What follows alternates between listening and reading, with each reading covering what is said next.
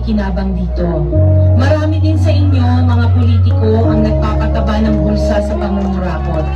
Kawawa po talaga ang mga mamamayang Pilipino kasi ninanakaw lang natin ang kaban ng bayan.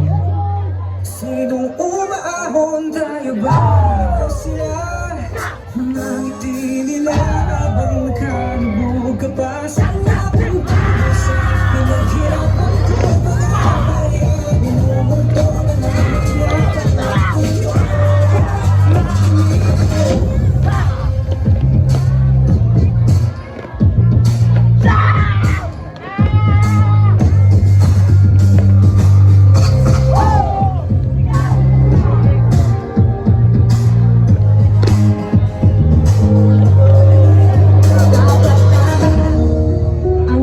May hati-hati yan mula sa pinakamataas hanggang sa mga nasa gilid lang ng sistema.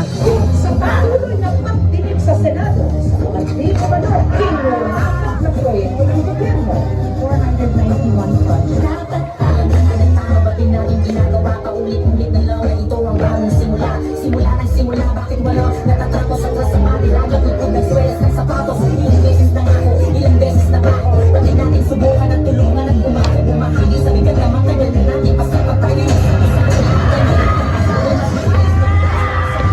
Nakamunang habang ibigin ang tamang nakatatag na pangalan sa pagluwag na tayo magpauto na sa ating mga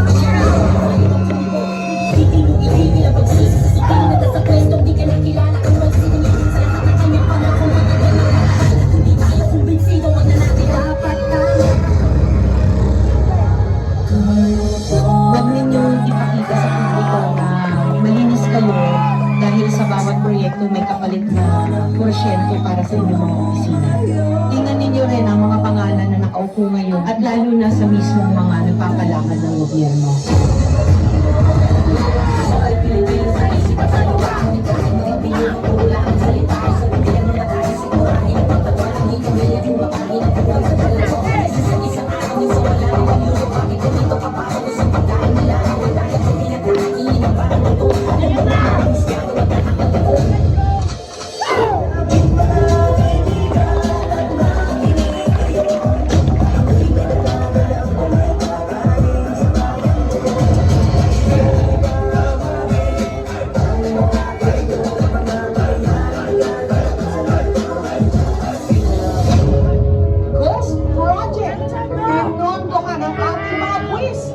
Hindi mahirap ang Pilipinas. Korupsyon ang nagpahirap sa Pilipinas.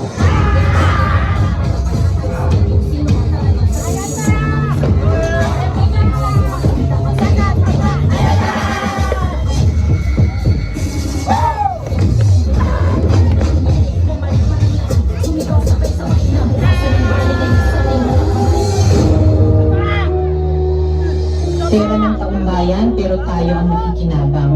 Hindi ba tayo nahiya? Ang mga mahihirap mas lalong naghihirap. Kaya tama na ang pangungurakot natin. Nakakatagod ng mga Pilipino. Nakakatagod ng maging mahirap. Isang bansa na ninanakawan ng sarili ng mamamayan. Mahal kong Pilipinas.